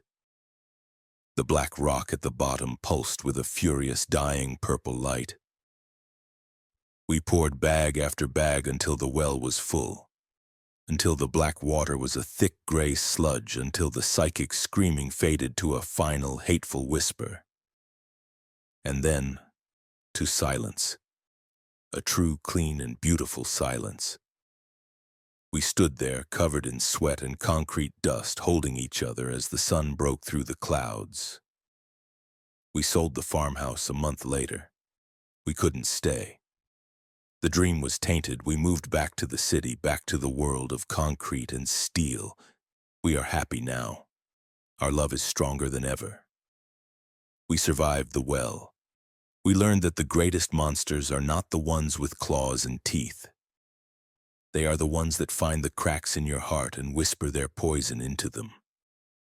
But I still have nightmares. I dream of a deep, dark well, filled with black water. And I dream of the whispers. And sometimes when I am alone, when the house is quiet, I can hear it, a faint, distant hissing sound coming from the pipes. And I know that the well is gone. But the water is everywhere, and it remembers. Story 7, The Children of the Fog. My name is David. I'm a park ranger. I've worked in some of the most beautiful and remote national parks in the country. I'm a man who is comfortable with solitude, with the vast, silent indifference of nature. I've faced down bears. I've survived blizzards. I've rescued lost hikers from the brink of death. I thought I had seen it all. But in the autumn of 2017, I was temporarily assigned to a small, overlooked section of the Nantahala National Forest. And I learned that there are some things in the woods that you can't fight, that you can't rescue, and that you can't escape. Because they are not in the woods. They are the woods. The area I was assigned to was a place the locals called the Merk. It was a deep, isolated river valley famous for one thing: a perpetual and unnaturally thick fog. The unique topography and the cold river created a temperature inversion that trapped a dense white fog in the valley almost year-round. It rarely, if ever, burned off completely. It was a beautiful, eerie, and disorienting place. And it had a history. People got lost in the Merk, not just hikers. Experienced locals. People who had lived in the area their whole lives. They would walk into the fog and they would simply not walk out. The official explanation was always the same. They became disoriented in the low visibility, fell into a ravine, or succumbed to exposure. But the old-timers had another story. They said the fog was hungry. They said it took people. My job was simple: patrol the perimeter of the Merk, maintain the trails that led into it, and warn any hikers about the dangers of the fog. For the first few weeks, the job was quiet, almost boring.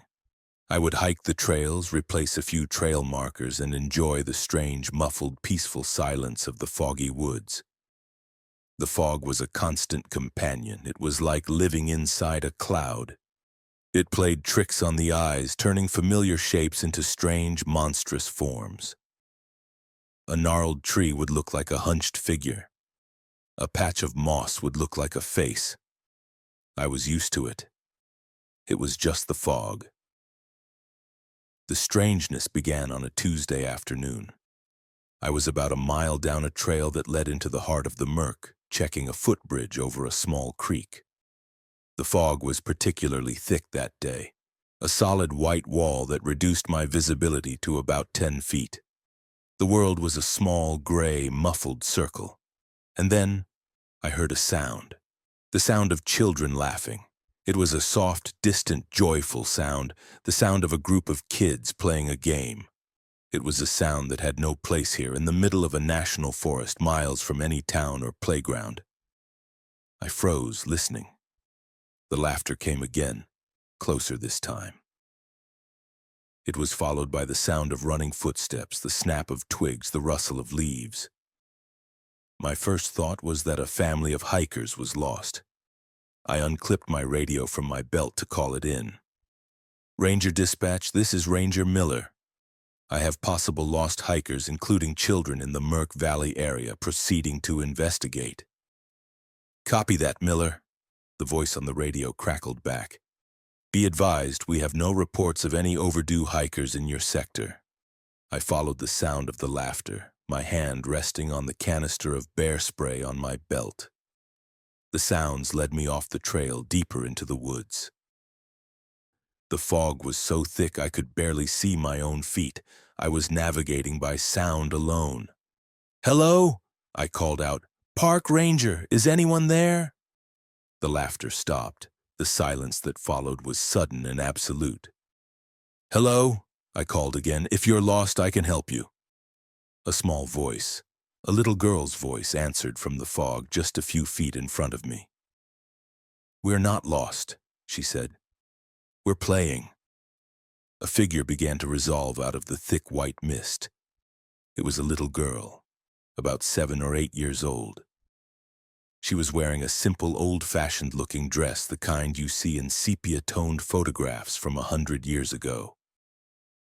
Her feet were bare despite the cold, damp ground.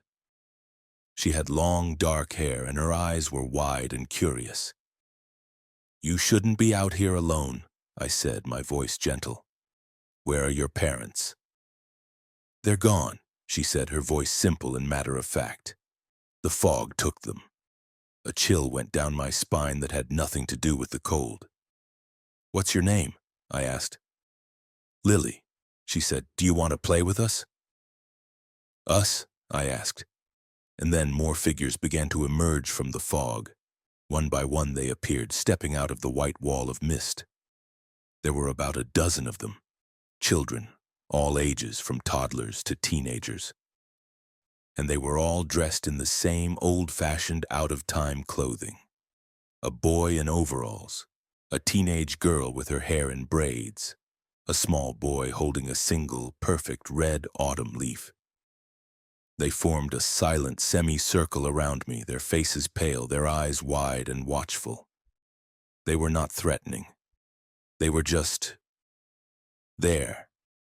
"Where did you all come from?" I asked, my voice tight. "There's no town for miles."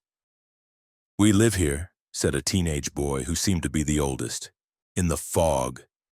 This was wrong. This was all wrong. These were not lost hikers. This was something else. "We're playing a game," Lily, the little girl, said again. She was smiling, a sweet, innocent smile. "It's called hide and seek. Do you want to play?" "I think I need to take you all back to the ranger station," I said, trying to keep my voice calm and authoritative. "It's not safe for you out here." The teenage boy shook his head. "We can't leave the fog," he said, his voice patient, as if explaining something very simple to a very stupid adult. "We are the fog." And as he said it, the edges of his form began to soften, to blur. The lines of his body, his clothes, they began to lose their definition, to dissolve and merge with the thick white mist around him. For a horrifying second, he was no longer a boy. He was a boy-shaped cloud. I stumbled back, my hand fumbling for my bear spray. "Don't be afraid," Lily said, her own form beginning to shimmer and lose its shape. "It doesn't hurt." The other children were doing it too. They were all dissolving, their solid forms becoming ethereal, translucent. their edges bleeding into the white, swirling mist. They were like watercolor paintings in the rain. "The game is simple," the teenage boy's voice said, now coming not from a single point but from the fog itself, from all around me. "We hide. You seek. If you find us, you win." "And what if I lose?" I whispered, my voice barely audible. The laughter came again, but it was different this time. It was not joyful. It was a cold, echoing, and ancient sound. It was the sound of the fog itself, laughing. "If you lose," the chorus of whispering, foggy voices said, "you get to hide with us forever." And then they were gone. The figures had completely dissolved. I was alone again in the silent, white, muffled world of the fog. I ran. I ran back towards the trail, my heart hammering against my ribs. I didn't look back. I could feel their presence all around me in the swirling mist, in the cold, damp air. I could hear their faint, distant laughter, a sound that was both everywhere and nowhere at once. I made it back to the trail and then to my truck. I drove back to the main ranger station, my mind a screaming chaos. I filed a report. An incoherent, rambling report about ghost children in the fog. My supervisor, a kind, pragmatic man named Henderson, listened patiently. When I was finished, he sighed and leaned back in his chair. "You met the children of the fog, son," he said, his voice heavy. "They're real," I asked, desperate for validation, for proof that I wasn't going insane. "As real as these mountains," Henderson said. He opened a locked file drawer and pulled out a thick, old, leather-bound folder. The label on it read simply, "The Merc." He opened it. It was filled with old, handwritten reports from other rangers going back over 100 years. They all told the same story. Encounters with strange, old-fashioned children in the fog. The same game of hide and seek. The same warning. And the folder was also filled with missing persons reports, dozens of them. Hikers, hunters, locals, even a park ranger from the 1950s. All of them had vanished without a trace in the murk. "They are the lost ones," Henderson explained, his voice low. "The ones the fog took. They are the souls of everyone who ever got lost and died in that valley. They are not ghosts. They have become a part of the fog itself. They are a kind of collective consciousness, a genius loci, the spirit of the place." "But they were so real," I said. "They can be," Henderson said. "They can take form, solidify out of the mist. They are lonely, they want new playmates, so they play their game, hide and seek. But it's a game you can't win." "Why not?" I asked. Because they cheat," Henderson said, his eyes dark. "They are the fog. They can be anywhere, everywhere. They can see you, but you can't see them. The only way to win is not to play." He told me that the ranger who had disappeared in the 50s had been a young, idealistic man much like myself. He had encountered the children and he had decided he was going to rescue them. He went into the murk to find them, to lead them out. He was playing their game. He was seeking. And he was never seen again. He had lost. And he had become one of them. I was transferred out of the murk the next day. Henderson said I had seen too much, that the children now knew me, that they would be interested in me. He said they would call to me, that I would hear their laughter on the wind, that I would feel their pull. He was right. I work in a different park now, a sunny, dry park in the west. But sometimes on foggy mornings I can hear it, a faint, distant echo of children's laughter. And when I close my eyes, I can see them. Lily, and the boy in the overalls, and the teenager with the patient, ancient eyes. They are standing in the white mist, and they are smiling, and they are waiting. They are waiting for me to come back and play. I am a park ranger. I am a man of science and reason. But I know that there are places in this world where the rules are different, where the weather is not just weather, but a living, thinking entity, where the fog is not just a cloud on the ground, but a cemetery of lost souls. And I know that the most dangerous game in the world is not played with a board or with cards. It is played in a place of thick white silence. And it is a game of hide and seek, where the only prize for losing is an eternity of being lost. Story 8. The Bloodroot Harvest. My name is Dr. Aris Thorne. I am a botanist, an ethnobotanist to be precise. I don't just study plants. I study the relationship between plants and people. I travel the world seeking out remote communities that have ancient, traditional knowledge of the medicinal and spiritual properties of the plants that grow around them. I am a man who believes that the forest is the world's oldest and wisest pharmacy. In the spring of 2023, my research led me to a remote corner of the Appalachian Mountains in Kentucky in search of a legendary plant, a rare and supposedly magical variety of Sanguinaria canadensis, the bloodroot. The common bloodroot is a real plant. It's a beautiful, ephemeral spring flower, and when you break its root, it bleeds a bright, reddish-orange sap. Native American tribes used it for centuries as a dye and for various medicinal purposes. But the legends I was chasing spoke of a different kind of bloodroot, a variety found only in one specific hidden valley. This true bloodroot, the stories said, had miraculous healing properties. It could cure any disease, mend any wound, even reverse the aging process. But the legends also came with a dark warning. The true bloodroot was not a wild plant. It was cultivated, and its cultivation required a terrible price. After months of searching through obscure historical texts and folklore archives, I found a lead, an old hand-drawn map in the journal of a 19th-century preacher, who had stumbled upon a hidden community that he called the Sanguine Brethren. He described them as a healthy, vibrant, and unnaturally youthful people who worshipped the bloodroot and guarded its secrets jealously. The map was crude, but by cross-referencing it with modern topographical surveys, I was able to pinpoint the probable location of their valley, a place the locals called Crimson Hollow. The journey into Crimson Hollow was arduous. It was a deep, narrow valley surrounded by steep, impassable ridges, accessible only by a single, treacherous, and unmarked trail.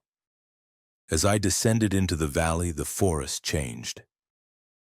The trees were older, larger, and healthier than any I had ever seen. The air was thick with the scent of damp earth and blooming flowers. The entire valley floor was a carpet of lush green ferns and vibrant, exotic-looking wildflowers. It was a botanist's paradise. After several hours of hiking, I found the community. It was a small, idyllic village of about a dozen simple, well-kept log cabins nestled by a clear, fast-flowing stream. The people who came out to greet me were just as the preacher's journal had described.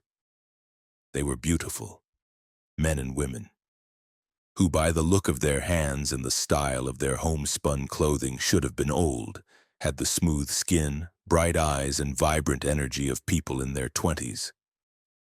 They were healthy, strong, and radiated an aura of serene, almost unnerving vitality. Their leader, an elder named Hezekiah, greeted me. He had the wise, ancient eyes of a man who had seen 100 winters, but the unlined face and strong body of a man of 30. "You are a long way from home, stranger," he said, his voice calm and melodic. "I am a botanist," I explained. "A student of plants. I have come to learn. I have heard legends of a special flower that grows in this valley." Hezekiah smiled, a knowing, gentle smile. "You have heard of the true bloodroot," he said. "You are not the first. Many have sought it. Few have found our valley." I was honest with them. I told them of my research, of my belief that the traditional knowledge of communities like theirs held the key to modern medicine. I did not speak of my desire for a sample, only of my desire for knowledge. They were cautious but welcoming. They invited me to stay, to share their food, to observe their way of life. For a week, I lived among the sanguine brethren. It was a utopian existence. They lived in perfect harmony with nature. They were kind, peaceful, and deeply spiritual. Their lives revolved around the cultivation of the true bloodroot. The fields of bloodroot were in the center of the valley, a breathtaking sight.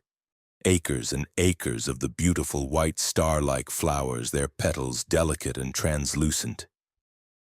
The brethren tended to the fields with a reverence that was almost worshipful. They sang to the plants, they spoke to them, they treated each one as a sacred being. Hezekiah, seeing my genuine fascination, began to share some of their secrets with me.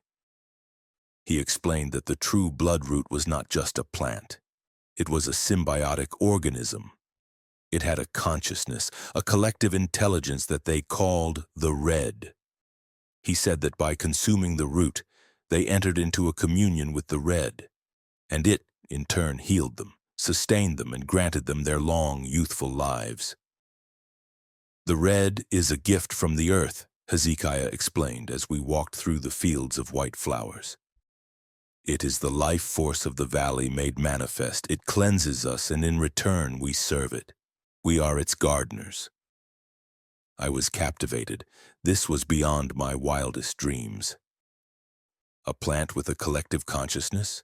A symbiotic relationship that granted eternal youth? This was a discovery that would change the world. I asked if I could see the root itself. Hezekiah hesitated. The root is sacred, he said. It is only handled during the harvest, and the harvest is a holy time.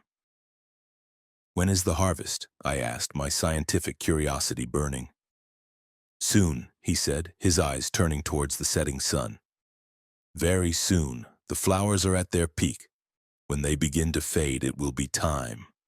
My desire for a sample was becoming an obsession. A single root, a piece of the plant's DNA, could revolutionize medicine. I had to have it. That night I decided to take one. I waited until the village was asleep. I crept out of the guest cabin and made my way to the fields under the light of a full moon. The fields of white flowers were glowing, almost ethereal in the moonlight.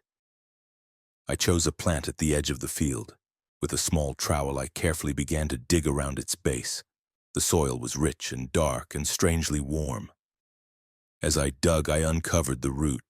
It was just as the legends described. It was thick and gnarled, and when I accidentally nicked it with my trowel, it bled. A thick, viscous, and shockingly bright crimson sap, the color of fresh, arterial blood, welled up from the cut. I carefully worked the root free from the soil. It was about a foot long, a complex, branching, almost humanoid shape. I wrapped it in a piece of cloth and placed it carefully in my pack. I had what I came for. I would leave in the morning before they discovered what I had done. As I stood up to leave, I felt a change in the air. The gentle humming silence of the valley was gone. It was replaced by a new silence, a cold, watchful, and deeply angry silence. I looked at the field of flowers. They were no longer just flowers. They were all turned towards me. Every single one of the thousands of white, star-like blossoms had swiveled on its stem to face me. They were like a million pale, unblinking eyes, all staring at me with a cold, silent accusation. The red knew what I had done. I had stolen a piece of its body. I ran. I ran back to my cabin, my heart pounding. I barricaded the door. I sat in the darkness, clutching my pack, listening. And then, the singing started. It was not the gentle, melodic singing of the brethren. It was a different song, a high-pitched, keening, and deeply sorrowful sound. It was the sound of the plants themselves, the sound of the bloodroot weeping for its stolen child. The sound was coming from the fields, and it was a sound of pure collective grief.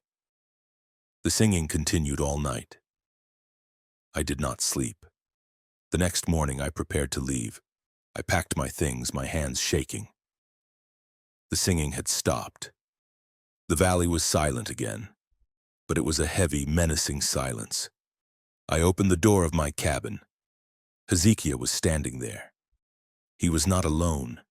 Every member of the community, every man, woman, and child was standing with him.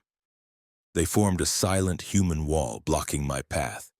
They were no longer smiling. Their faces were grim, their eyes cold.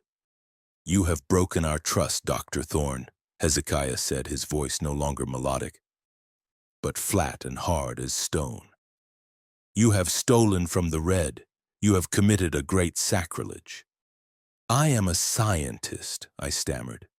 "This discovery could save millions of lives." "You are a thief," Hezekiah said, "and there is a price for theft in this valley. The red is life, but it must be fed. Its soil must be nourished. That is the other part of our communion. That is the secret you were not yet ready to learn." He gestured to the fields behind him. "The true bloodroot does not grow in simple earth, Doctor. It grows in a very specific, very rich soil. A soil that must be replenished." I didn't understand. Replenished with what? Hezekiah's eyes were filled with a terrible ancient sorrow. "We are the gardeners," he said again, "but we are also the soil. When one of us grows old, when our communion with the red weakens, we give ourselves back to it. We become the soil from which new life springs. It is the final, most sacred part of the cycle." I stared at him in horror. They weren't just eating the root. They were becoming the root. It was a cycle of ritualistic symbiotic cannibalism. "But you are not one of us," Hezekiah continued, his voice heavy with a grim finality. "You are an outsider, a thief. You cannot be given back to the red in the sacred way. Your theft has created an imbalance. A debt has been incurred, and the debt must be paid." "What are you going to do?" I whispered, my body trembling. "The harvest is today, Doctor," Hezekiah said. "The red is hungry. It requires a special nourishment this year. A supplemental feeding, to pay for what was taken." He stepped aside. The silent, grim-faced community parted, creating a path. The path led to the fields. In the center of the fields, a deep, freshly dug pit was waiting, and beside the pit the brethren were sharpening their knives. Not metal knives. Knives carved from the hard, woody, blood-red roots of their sacred plant. They were not going to kill me. They were going to plant me. I was to be the new soil. My body, my life, my very essence would be the price for the single root I had stolen. I would become the fertilizer for the next generation of the true bloodroot. I screamed and tried to run, but they were strong. So unnaturally, vibrantly strong. They dragged me kicking and screaming towards the fields of silent watching and hungry flowers. I am Dr. Aris Thorne. I am a botanist, and I have learned the final terrible secret of the true bloodroot. I have learned that the most beautiful flowers often grow in the darkest soil. And I have learned that when you take something from the ancient sacred places of the earth, it will always, always take something back. This story is not being written with a pen. It is being written with the last fading embers of my consciousness. I am in the dark, warm earth. I can feel the roots, my roots, spreading out, seeking nourishment. I can feel the collective consciousness of the red, a vast green and crimson ocean washing over me, dissolving me, making me a part of its eternal, hungry life. I can hear the brethren singing to me. They are singing a lullaby of growth, and I can feel a new, small green shoot pushing its way up from my chest, reaching for the sun. It will be a beautiful flower, and its root will be very, very red. Story 9. The Fire Tower Watcher. My name is Ben. For 2 summers I worked what many would consider a dream job, a fire lookout in the heart of the Appalachian Mountains. My home was a small 14 by 14-foot cabin perched on top of a 100-foot steel tower on a lonely peak called Black Balsam Knob. My job was simple: to watch, to scan the endless rolling sea of green and blue mountains for the first faint wisp of smoke. It was a job of profound isolation. For weeks at a time, my only companions were the wind, the hawks, and the distant crackling voices on the radio. I was the eye in the sky, the silent guardian of the forest. But in my second summer, the summer of 2019, I learned that I was not the only one watching. And the thing that watched with me was not looking for fire, it was looking for me. The life of a fire lookout is a strange paradox. You are on top of the world, with a 100-mile view in every direction, but your own world is a tiny glass-walled box. You are a king on a throne of steel and wood, ruling over a vast, silent kingdom. It's a life that attracts a certain kind of person, the solitary, the contemplative, the ones who are running from a world that is too loud. I was one of those people. My tower was an old one built by the Civilian Conservation Corps in the 1930s. It was a beautiful, rickety, and slightly terrifying structure. On windy days, the whole tower would sway and the steel would groan and sing like a living thing. The cabin at the top was my sanctuary. It had a bed, a small desk, a wood-burning stove, and the all-important Osborne fire finder, a circular map used to pinpoint the location of a smoke sighting. The first summer was idyllic. I fell into the rhythm of the mountains. I watched the sunrises paint the peaks in shades of orange and pink. I watched the thunderstorms roll in from the west, great, dark, bruised-looking clouds that unleashed their fury on the valleys below. I felt a sense of peace I had never known. The strangeness began in my second summer. It started subtly. Things would be moved in my cabin while I was out on the catwalk, the narrow walkway that encircled the cabin. A book left open to a different page. My logbook, where I recorded my daily observations, would have a faint, smudged fingerprint on it that wasn't mine. I told myself it was the wind, or my own forgetfulness. The isolation I knew could play tricks on the mind. Then came the gifts. One morning I woke up to find a single perfect white quartz crystal sitting on the railing of the catwalk right outside my door. It hadn't been there the night before. It was beautiful, a perfect six-sided crystal, cool to the touch. I thought maybe a hiker had left it, a friendly gesture. But my tower was miles from any public trail, and the gate to the access road was locked. No one should have been able to get up here. A few days later, another gift appeared. A small, intricate bird's nest woven not just with twigs and grass, but with strands of what looked like human hair. Black and gray and blonde. It was unsettling, but I tried to rationalize it. A strange bird. A coincidence. The gifts became more frequent and more bizarre. A perfectly preserved dragonfly wing. A circle of smooth gray river stones arranged in a spiral pattern. A single large black crow's feather placed carefully on my pillow while I was outside watching a sunset. Something was coming up my tower at night. Something that was quiet and stealthy and was leaving me these strange, ritualistic offerings. I was no longer at peace. My sanctuary had been violated. I started locking the trap door that led from the stairs up into my cabin. But the gifts kept appearing. I would wake up, and there would be a new object on the catwalk, outside my locked door. A string of dried mushrooms, a snake's shed skin, a small polished animal skull. It was impossible. The only way onto the catwalk was through the cabin, unless the visitor wasn't using the stairs. One night I decided to watch. I pretended to go to sleep, but I sat in the darkness, my eyes fixed on the glass walls of my cabin, my heart a cold, tight knot in my chest. The moon was full, and the landscape below was bathed in a pale, silvery light. Hours passed. The only sound was the wind, a low, mournful sigh around the steel legs of the tower. And then I saw it. It was coming up the side of the tower. It was not climbing the stairs. It was climbing the steel latticework itself. It moved with a slow, deliberate, and utterly silent grace. It was not human.